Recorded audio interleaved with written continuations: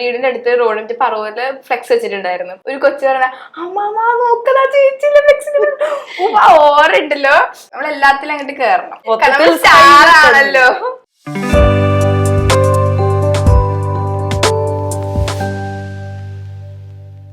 Grand finale round എത്ര പേരുണ്ടായിരുന്നു?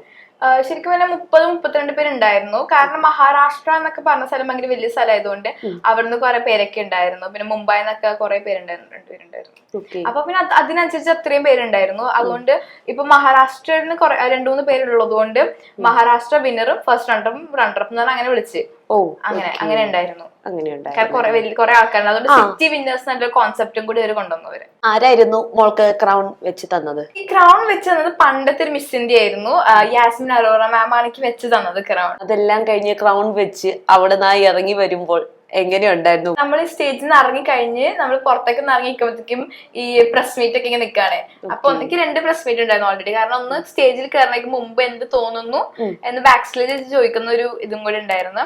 അത് കഴിഞ്ഞിട്ട് ക്രൗണിംഗ് സെറമണി കഴിഞ്ഞതിന് ശേഷമാണ് ഈ പ്രസ് മീറ്റ് വന്നത്. ആൻഡ് എനിക്ക് എന്താ പറയാ, എങ്ങനെ പറഞ്ഞു തീർക്കണം എന്ന് അറിയില്ല. എനിക്ക് അത് പറയുമ്പോൾ ശരിക്കും പറഞ്ഞാൽ ഹാർട്ട് ബീറ്റ് ഒക്കെ ഇങ്ങനെ കൂടും, എക്സൈറ്റ്മെന്റ് അങ്ങോട്ട് കൂടും പറയുമ്പോൾ. ഏറ്റവും വലിയൊരു അംഗീകാരമാണ് കിട്ടിയിരിക്കുന്നത്, അതും ഈ ഒരു ഏജിൽ. അതെ, എന്റെ ഏറ്റവും വലിയ അംഗീകാരം ഞാൻ പറയാലോ, എന്റെ സ്കൂളില് ഒരു പോസ്റ്റർ വെച്ചിട്ടുണ്ട്, ഫ്ലെക്സ്. ഓക്കെ, അപ്പൊ എന്നെ ഇഷ്ടപ്പെടുന്നവരും ഇഷ്ടപ്പെടാത്തവരായിരിക്കാവുന്നവരും സ്കൂളിൽ കയറുന്നേക്ക് മുമ്പ് എന്റെ മുഖം കണ്ടിട്ട് വേണം കയറാന്. എൻട്രൻസിൽ നമ്മളെ കണ്ടിട്ട് മതി. ഏറ്റവും ബെസ്റ്റ് പാർട്ട് ഞാൻ പറഞ്ഞുതരാം. അപ്പൊ എന്റെ വീടിന്റെ അടുത്ത് റോഡിന്റെ പറവൂരില് ഫ്ലെക്സ് വെച്ചിട്ടുണ്ടായിരുന്നു. അപ്പൊ നമ്മൾ സ്വന്തം ഫ്ലെക്സിന്റെ ഫ്രണ്ടിൽ കൂടെ ഫസ്റ്റ് ഫ്ലെക്സ് വെച്ച ഫസ്റ്റ് ഡേ ഒരു കൊച്ചു പറഞ്ഞ അമ്മാ നോക്കതാ ചേച്ചിയിലെ ഫ്ലെക്സിന് ഓറുണ്ടല്ലോ എന്റെ പൊന്ന്. എന്നിട്ട് ഞാൻ ഇൻസ്റ്റയില് സ്റ്റോറി ഇട്ട് ഗൈസ് സ്വന്തം ഫ്ലെക്സിന്റെ ഫ്രണ്ടിൽ നിൽക്കണു. അപ്പൊ ശരിക്കും നമുക്ക് നല്ലൊരു അഭിമാനമാണ് നമ്മുടെ നാട്ടില് നമ്മുടെ നാട്ടുകാരുടെ മുന്നിൽ നമുക്ക് കിട്ടുന്ന ഒരു വില എന്ന് പറഞ്ഞത് കൊണ്ട് ഞാൻ പറയാലോ. ഞാനിപ്പോ എല്ലാ ദിവസവും വൈകിട്ട് എന്നെ തന്നെ കാണാൻ വേണ്ടി ഞാൻ പോകും ഫ്ലെക്സിന്റെ. നമുക്ക് വിശ്വസിക്കാനായിട്ട് കഴിയുന്നില്ല. ഞാൻ ഫ്ലെക്സിലേക്ക് ഇങ്ങനെ നോട്ടം നോക്കാം. അപ്പൊ എല്ലാരും ഭയങ്കര ഒരു അഭിമാനമായ ഒരു നിമിഷമാണിത്. ഇപ്പൊ ഈ ഒരു കടമ്പ നമ്മൾ കടന്നു.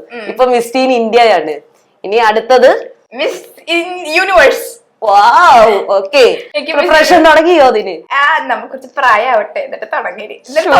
എനിക്ക് ലോറിയൽ പാരീസിലും വിക്ടോറിയ സീക്രട്ടിലൊക്കെ കയറിയാ കൊള്ളാന്നുണ്ട്. ആരാണ് റോൾ മോഡൽ? മിസ്സിന്റെ ആ ഒരു ഇതിലാണെങ്കിൽ ഐശ്വര്യ റായ് ഇല്ലേ, പുള്ളിക്കാരി. പിന്നെ ഇപ്പത്തെ പുതിയത് മാനിക വിശ്വകർമ്മ. പുള്ളിക്കാരിയുടെ ബിഗ് ഫാനാണ് ഞാൻ. മേളിലേക്ക് മോളത് എത്തണം. അതെ, പിന്നെ സൂപ്പർ മോഡൽസിന്റെ ഇത് വിക്ടോറിയ സീക്രട്ടിൽ കയറാൻ പറഞ്ഞില്ലേ, എന്റെ അതിൽ എന്റെ ഫാൻ അല്ലെങ്കിൽ എന്റെ ഇൻസ്പോ എന്ന് പറഞ്ഞാൽ ഞാൻ പറയും യാസ്മിൻ അല്ലെങ്കിൽ ബെല്ല ഹാരിഡ്, അവരൊക്കെയാണ് എന്റെ ഇൻസ്പിറേഷൻ. പിന്നെ കെൻഡൽ, എനിക്ക് പുള്ളിക്കാരിനൊക്കെ ഭയങ്കര ഇഷ്ടമാണ്. എന്ത് രസമാണ് പുള്ളിക്കാരി ലോറിയൽ പാരീസിലൊക്കെ നടന്നത്. എനിക്ക് അതുപോലെ നടക്കണം, ഞാൻ സ്വപ്നം കാണുന്നുണ്ട്. അപ്പൊ അതൊക്കെ നടക്കട്ടെ. കാണാനും അതിനുവേണ്ടി ശ്രമവും തുടങ്ങിയിട്ടുണ്ട്. കാരണം ഇപ്പോഴെങ്കിലും തുടങ്ങിയില്ല, അപ്പോഴും പറ്റുള്ളൂ. പിന്നെ എന്റെ ഇൻസ്പോ ആരാന്ന് വെച്ചാൽ ഞാൻ പറയാം APJ Abdul Kalam ആണ്. Because once APJ Abdul Kalam has said that dream is not something that you see while during sleep. Dream is something that hunts you in the sleep. ഞാനത് കുറെ വട്ടമായി പറയുന്നു, കാരണം എന്റെ ഇൻസ്പോ ഇതാണ്. പാഷൻ, അഭിനയം, ഇതിന്റെ എല്ലാം കൂടെ പഠിത്തക്കുന്നുണ്ടോ, പോകാൻ കഴിയുന്നുണ്ടോ? ഈ മിസ്സിന്റെ കഴിഞ്ഞിട്ട് ഞാൻ ബുക്ക് തുറന്നിട്ടില്ല. തുറന്നിട്ട് 6-7 മാസം ബുക്ക് തുറന്നിട്ട് തൊടാറ് പോയിട്ടില്ല. സ്കൂളിന്റെ ഫ്രണ്ടിൽ തന്നെ ഒരു ഫ്ലെക്സ് തുടങ്ങി. ആരെങ്കിലും ഒക്കെ കല്ലെറിഞ്ഞിട്ടുണ്ടോ? കല്ലെന്ന് തിരിച്ചൊരു കല്ലങ്ങോട്ട് എറിയും. എന്നെ അങ്ങനെ ആരും അറിയണ്ടായില്ലേ, തിരിച്ചറിയോ ഉറപ്പാണ്. സ്കൂളിലും ആക്ടിവിറ്റീസുകളിലൊക്കെ പങ്കെടുക്കാറുണ്ടോ? ഉണ്ട്. അത് എന്ത് ചോദ്യം, ഇത് നമുക്ക് ചെയ്തൊരു സമാധാനം ഇല്ല. നമ്മൾ എല്ലാത്തിലും അങ്ങോട്ട് കേറണം. സഹോദരിയില് മെട്രോ കലോത്സവത്തില് മോണാക്സിന് ഫസ്റ്റ് വാങ്ങി ഗൈസ്. സ്റ്റേറ്റ് ലെവലിൽ പോയി സ്റ്റേറ്റ് ലെവലിൽ A ഗ്രേഡ് കിട്ടി. ആ സമയത്തേക്ക് വയ്യായിരുന്നു കേട്ടോ ബൈദവേ. കാരണം എനിക്ക് പെട്ടെന്ന് ചുമ, സ്റ്റേറ്റ് ലെവലിലേക്ക് എത്തിയപ്പോ ചുമ, പനി, ജലദോഷം എല്ലാം വരാത്ത എല്ലാ കാര്യങ്ങളും ആ ദിവസം വന്ന്. ഞാൻ ഭയങ്കര സ്ട്രെപ്സിൽ അങ്ങനെ കഴിച്ചോണ്ടിരിക്കുമ്പോഴും. പിന്നെ എക്സ്റ്റംബറിനും കൂടി ഉണ്ടായിരുന്നു. അതില് ഒരു പ്രശ്നം, പനിയും വന്നാലും നമ്മൾ നേടി. അതെ, അതല്ല നമ്മുടെ ഡിസ്ട്രിക്ട് കലോത്സവത്തിൽ നമ്മുടെ എക്സ്റ്റംബറിനും കൂടി ഉണ്ടായിരുന്നു. അപ്പൊ ഒരു പ്രശ്നം, എനിക്ക് മലയാളം വായിക്കാൻ അറിയില്ല. ഞങ്ങൾ അറിഞ്ഞില്ല, ഞാൻ ടോപ്പിക്ക് ചെവിയെന്ന് വിസ്പർ ചെയ്ത് അറിയുന്നു. പക്ഷെ അവരൊക്കെ പേപ്പർ കാണിച്ചിട്ട് ഇതാണ് മോൾ ടോപ്പിക്, എനിക്ക് വായിച്ചു തരും. വായിച്ചു തരത്തില്ല, സ്വയം ഇങ്ങോട്ട് വായിച്ചോ. ഞാനാണെങ്കിലേ അങ്ങനെ വായിച്ചോണ്ടിരുന്നത്. ഞാൻ ലാസ്റ്റ് കിട്ടിയത് എന്തോ ഒരു ടോപ്പിക് കിട്ടിയത് ഒരു വാക്കേക്ക് മനസ്സിലായി. ഞാൻ അത് വെച്ചിട്ട് അങ്ങനെ പറഞ്ഞു, ജഡ്ജസിന് അങ്ങനെ ചിരിയും, ജഡ്ജസ് അങ്ങനെ ചിരിച്ചോണ്ടിരിക്കണേ. ഞാൻ ജഡ്ജസിന് നോക്കി, ജഡ്ജസിന് അങ്ങനെ ചിരിയും, ജഡ്ജസ് ഇങ്ങനെയൊക്കെ ഇരുന്ന് ചിരിക്കണേ. കാരണം ഞാൻ പറഞ്ഞത് എന്താ പറയാ, നല്ല കോമഡി രീതിക്കാണ് പറഞ്ഞതും. അതുകൊണ്ട് എന്തൊക്കെയായാലും നമ്മള് പിടിച്ചടം അത് കൊണ്ടുപോകുന്നിട്ടേ ഉള്ളൂ, കൊണ്ടുപോകുന്നിട്ടും ഉണ്ട്. ക്ലാസ്സില് നമുക്കിപ്പോ കുറെ സെഷൻസും കാര്യങ്ങളും ആയിട്ടൊക്കെ പോയപ്പോ നമുക്ക് പഠിത്തത്തിലേക്ക് കറക്റ്റ് നമുക്ക് എത്താൻ കുറച്ചൊക്കെ ഒരു പ്രയാസം വന്നിട്ടുണ്ട്. ഞാൻ ക്ലാസ്സിൽ ഡ്രീമേറ്റ് ഇങ്ങനെ ഇരിക്കും. എന്നിട്ട് അന്നെ എന്താ ഈ ലോകത്തൊന്നല്ലേ, ഞാൻ എന്റെ മൈൻഡില് ഇതൊക്കെ പൊക്കോണ്ടിരുന്നു. അയ്യോ ഇനി ഇങ്ങനെ പോയിട്ട് ഇങ്ങനെ വീട്ടിൽ പോയിട്ട് ചെയ്യണം അങ്ങനെയൊക്കെ. അപ്പൊ ഈ 7 മാസം വീട്ടിൽ എന്നിട്ട് ബുക്ക് ഉറക്കില്ലൊന്നുമില്ല. കാരണം ഈ പരിപാടി മിസ് ഇന്ത്യയുടെ ഫംഗ്ഷൻ ആയിട്ട് ഓരോ ഫംഗ്ഷൻ ആയിട്ട് ഇങ്ങനെ ഇരിക്കും. പക്ഷെ സ്കൂളിൽ എത്തുമ്പോൾ ബുക്കൊക്കെ തോന്നുമ്പോൾ എല്ലാം അറിയണമല്ല. സ്കൂളിൽ നിന്ന് സപ്പോർട്ട് ചെയ്യുന്നുണ്ട്. നമുക്ക് ആ പോർഷൻസുകളൊക്കെ ആണെങ്കിലും ഒരു കിട്ടാൻ ഒരുപാട് വരുമല്ലോ. അപ്പൊ അതിനൊക്കെ എങ്ങനെയാ സാറ് മാംസ് ഒക്കെ നല്ല സപ്പോർട്ടീവ് ആണ്? മിസ് ഇന്ത്യക്ക് പോയത് കൊണ്ട് അവര് ഒരു എന്താ പറയാ കൺസിഡറിങ് ഉണ്ട് നമുക്ക്. അതുകൊണ്ട് ഞാൻ രക്ഷപ്പെട്ടു. ചെയ്തു തരും, കുഴപ്പമൊന്നുമില്ല. അതുപോലെ തന്നെ നമ്മുടെ സ്കൂൾ മാനേജറായ ജിമോൻ സാറിനും വളരെ താങ്ക് യു. കാരണം നല്ല ഓപ്പർച്യൂണിറ്റീസ് നമ്മുടെ സ്കൂളിൽ ഫ്ലെക്സ് വെക്കാൻ സമ്മതിച്ചു. അതുപോലെ തന്നെ എനിക്ക് ആദരവൊക്കെ ഉണ്ടായിരുന്നു. ഹെഡ് വന്നിട്ട് ഡൽഹിയിൽ നിന്ന് ഹെഡൊക്കെ വന്ന് സ്കൂളിലെ ഓണർ വന്നിട്ട് എനിക്ക് കിരീട ക്രൗണൊക്കെ വെച്ച് തന്നു. അതിനും വലിയ അംഗീകാരം എന്താ കിട്ടാനുള്ളത് സ്കൂളിൽ നിന്ന്, നാട്ടുകാരുടെ കയ്യിൽ നിന്ന്. പിന്നെ സ്കൂൾ നമ്മള് ഇന്റർനാഷണൽ സ്കൂളാണ്, അപ്പൊ എല്ലാ രാജ്യത്തും ഉണ്ട്. അപ്പൊ പിന്നെ ഇന്റർനാഷണൽ, അപ്പൊ അതിന് പിന്നെ ഓൾ മാഗസീൻസിലൊക്കെ ഇറക്കിന്നാണ് ഇത്. ഫാഷൻ ബ്രാൻഡ്സിലേക്ക് മോഡൽ ആവണോ എന്നുള്ള ആഗ്രഹം. ഞാൻ കുറച്ച് നാൾക്ക് മുമ്പ് ഞാൻ ഈ ബ്രാൻഡ് ഷൂട്ടിന്റെ ആഡൊക്കെ ചെയ്തിരുന്നു. ഓക്കെ, അപ്പൊ ആ ബ്രാൻഡ് ഷൂട്ട് ആമസോണിന്റെ ആഡ് അങ്ങനെ ഞാൻ ചെയ്തിട്ടുണ്ടായിരുന്നു. എപ്പോ തൊട്ടാണ് ഈ ഒരു മോഡലിംഗ് ഇതൊക്കെ ആയിട്ട് ഷൂട്ടൊക്കെ ഇറങ്ങി തുടങ്ങിയത്? എനിക്ക് ഫസ്റ്റ് ഷൂട്ടൊക്കെ ഇറങ്ങി തുടങ്ങി എനിക്ക് തോന്നുന്നു ഞാൻ 4ലും 3ലൊക്കെ പഠിക്കുമ്പോഴാണ്. ഞാൻ ഫസ്റ്റ് വേദ ലെഗിൻസ് ആണ് ഒരു ആഡ് ഷൂട്ട് ചെയ്തിരുന്നു.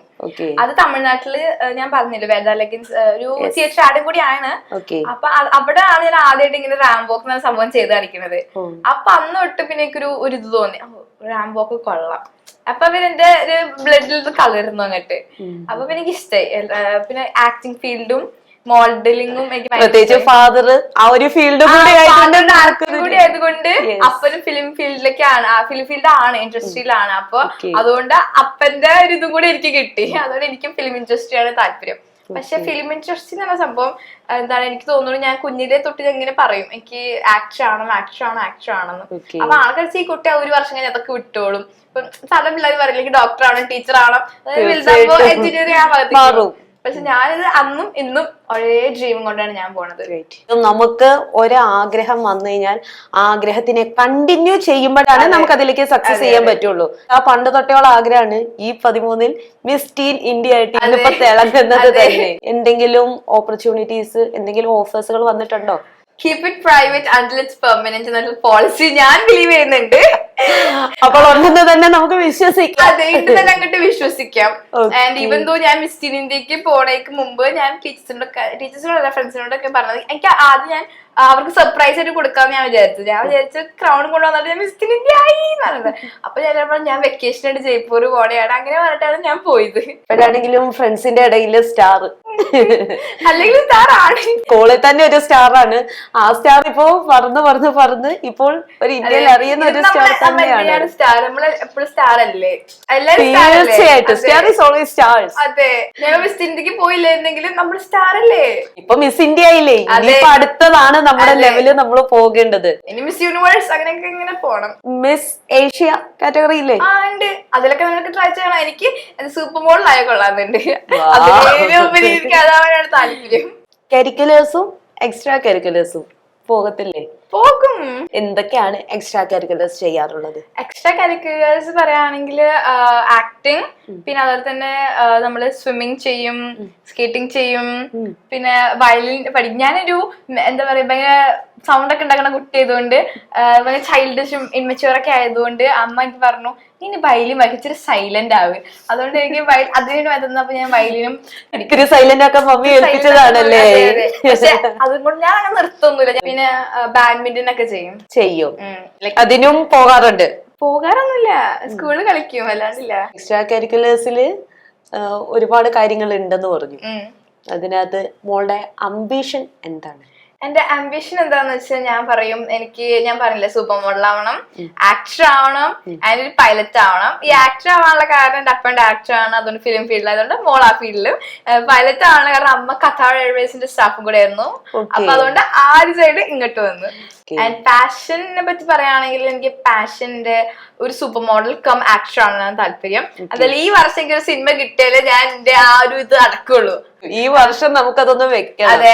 അതെ, അല്ലെങ്കിൽ ഞാൻ തന്നെ സ്റ്റോറി ചെയ്ത് ഞാൻ തന്നെ കണ്ട് അഭിനയിക്കും. കലാസ് എന്തായാലും ഉറച്ച തീരുമാനമാണ്. അതിനകത്ത് അഭിനയിക്കണം. അതെ, എഴുതുമോ? ഒരു സ്ക്രീൻ പ്ലേ ഞാൻ എഴുതുന്നുണ്ട്. അപ്പൻ ഡയറക്ഷൻ കൂടി ആയതുകൊണ്ട് പപ്പായും മോളും കൂടെ ഒരുമിച്ച് പണി തുടങ്ങി കഴിഞ്ഞു. അപ്പൊ ഞാൻ സ്ക്രിപ്റ്റ് എഴുതുന്നുണ്ട്. അതുകൊണ്ട് അതൊക്കെ എനിക്ക് ഭയങ്കര സസ്പെൻസ്. എന്നെ കഥ ഗസ്റ്റ് അടിച്ചാൽ എടുത്തു. സസ്പെൻസ് ഒരു മൾട്ടി ടാലന്റഡ് പേഴ്സണാലിറ്റി ആണ്. മോഡൽ, ഫാഷൻ, അഭിനയം, പൈലറ്റ് എല്ലാം കൂടെ ആകാശത്തിൽ തന്നെ ഓൾറെഡി സ്റ്റാർ ആണ്. അതുകൊണ്ട് തന്നെ ആകാശത്തിൽ തന്നെ ഒരു പ്രൊഫഷനും ചൂസ് ചെയ്തേക്കാണ്. പൈലറ്റ് ആകാശത്തിലാണ് ഓൾവേസ്. ആണല്ലോ തീർച്ചയായിട്ടും സ്കൈയിൽ തന്നെ നിൽക്കുന്ന സ്റ്റാർ. അത് എല്ലാം കൂടെ ആയിട്ട് അതുപോലെ തന്നെ എത്തട്ടെ. അനുഗ്രഹിക്കട്ടെ. ഇത് ലിജി, നമ്മുടെ അന്ന എലിസബത്തിന്റെ മോമാണ്. ഓൾറെഡി അന്നക്കുട്ടി പറഞ്ഞു കഴിഞ്ഞു ഖത്തർ എയർവേസിലെ സ്റ്റാഫ് ആണെന്നുള്ളത്. Hi ma'am. അമ്മയ ഖത്തർ എയർവേസിലെ സ്റ്റാഫ് ആണെങ്കിൽ മോൾക്ക് ആഗ്രഹം പൈലറ്റ് ആവണമെന്നുള്ളതാണ്. തീർച്ചയായിട്ടും അതങ്ങനെ വേണമല്ലോ സ്വപ്നങ്ങൾ കാണാൻ. ഇപ്പൊ ഞങ്ങളുണ്ട് കോമ്പറ്റീഷൻ. സത്യം പറഞ്ഞു കഴിഞ്ഞാ കോമ്പറ്റീഷൻ തുടങ്ങി. എനിക്കും ഒരു പ്ലാൻ ഉണ്ട്. ഒരു എന്തുകൊണ്ടൊരു മിസ്സിസ് ഇന്ത്യ അപ്പൊ ഇനി അമ്മയ്ക്കും മോൾക്കും ഒരുപോലെ പ്രാക്ടീസ് ചെയ്യാൻ പറ്റില്ല. ചിലപ്പോ എന്റെ ഫ്ലെക്സ് ആണോ അതിനപ്പുറം വരാൻ മോനെ. മോള് അതൊരു മാർഗം വെച്ച് തന്നിരിക്കുന്നത് കൊണ്ടിട്ട് അമ്മ അതിലേക്ക് ഇനി പിടിച്ചത് കേറി വരട്ടെ. വെച്ചാല് ഞാനിപ്പോൾ ഇവളുടെ പ്രായമാണ് എന്റെ മൈൻഡിനെ. നമുക്കൊരു കുഞ്ഞിതായിക്കൊണ്ടിരിക്കുക. അതാണല്ലോ വേണ്ടത്. അതിലൊരു കൺഗ്രാറ്റ്സും കൂടെ കേട്ടോ. അമ്മയ്ക്ക് ആ ഒരു മൈൻഡ് എത്തിച്ചു കൊടുക്കാൻ കാരണമായില്ലേ. അതെല്ലാരും ചില സമയത്ത് വെറുതെ ആകെ ജോക്കിനുണ്ട് പറയും സിസ്റ്റേഴ്സ് ആണല്ലേ. അപ്പൊ അപ്പൊ അവള് ശരിക്കും ജെലസ് ആകും. ഇനിയിപ്പോ നമ്മൾ ഇവളായിട്ട് കോമ്പറ്റീറ്റ് ചെയ്യാണ്. നമ്മുടെ മൈൻഡ് ഇവളിലോട്ട് എത്തി. എനിക്ക് തോന്നുന്നു ഇപ്പൊ now I am only maximum 15 or 20 years. My God. And that fully credits to അന്ന. അന്നയ്ക്ക് തന്നെയാണ് ക്രെഡിറ്റ്. കാരണം മോളിപ്പോ അത്രയും എത്തിയോണ്ട് നമുക്കും അങ്ങനെ ആകാൻ കഴിയുമെന്നുള്ളൊരു ഇതാണല്ലോ. അല്ല, എന്റെ ഒരു എനിക്ക് ഇത്ര അംബിഷൻസ് ഇല്ലായിരുന്നു. പക്ഷെ ഇപ്പൊ എനിക്കൊരു അംബിഷൻ ഉണ്ട്. കണ്ടാ ക്രെഡിറ്റ് കൊള്ളാം. എന്തായാലും ഇത്രയും നേരം ഒരുപാട് വിശേഷങ്ങളാണ് പങ്കുവെച്ചത്. ഈ ഒരു ലിറ്റിൽ ഷൈനിങ് സ്റ്റാർ ഏറ്റവും വലിയൊരു ആളുകള് ലോകത്തിലെ തന്നെ അറിയപ്പെടുന്ന ഒരു വലിയ ഒരു എന്താ പറയാ മിസ് യൂണിവേഴ്സ് ആയിട്ട് തന്നെ മാറട്ടെ. തീർച്ചയായിട്ടും എത്തട്ടെ, ഉയരങ്ങൾ കീഴടക്കട്ടെ. മിസ് യൂണിവേഴ്സ് പൈലറ്റ് ആണ്. അതൊരു വലിയൊരു അഭിമാനം കൂടിയാണ്. പൈലറ്റുമാരും അങ്ങനെ ഇതിൽ വരാറില്ലല്ലോ. നമ്മളൊരു വെറൈറ്റി ആയിക്കോട്ടെ. തീർച്ചയായിട്ടും അങ്ങനെ തന്നെ എത്തട്ടെ. എല്ലാവിധ ഭാവുകങ്ങളും നേരും. ഒരുപാട് വിശേഷങ്ങൾ പറഞ്ഞു. ശരിക്കും ഇനിയും ആഗ്രഹിച്ചിട്ടും എന്നെ കൊണ്ട് കഴിയുമോ എന്ന് വിചാരിക്കുന്ന ഒരുപാട് പിള്ളേർക്ക് വലിയൊരു മോട്ടിവേഷനാണ് അന്ന. അത് ഈ വാക്കുകള് അവർക്കും ഒരു ഇൻസ്പയർ ആയി അവരും ഇതുപോലെ എത്തട്ടെ. എനിക്ക് ഈ സ്പിരിറ്റിന്റെ ഫേസ് ആയ കൊള്ളാന്നുണ്ട്. അമ്മയ്ക്ക് ഇൻസ്പിറേഷൻ കിട്ടിയതുപോലെ ഒരുപാട് പേർക്ക് ഇൻസ്പിറേഷൻ ആവാൻ കാരണമാവട്ടെ. ഉയരങ്ങളിലേക്ക് എത്തട്ടെ എന്ന് ആശംസിക്കുന്നു. Thank you so much.